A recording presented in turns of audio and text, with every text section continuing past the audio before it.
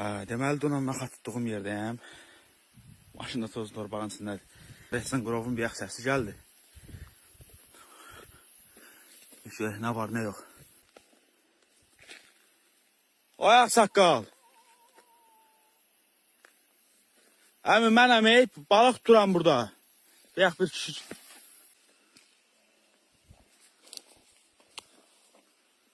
Bundan yaxın. Bu nədir? Uy, belə. Ay, kömə! Ay, kömə! Ay, kömə!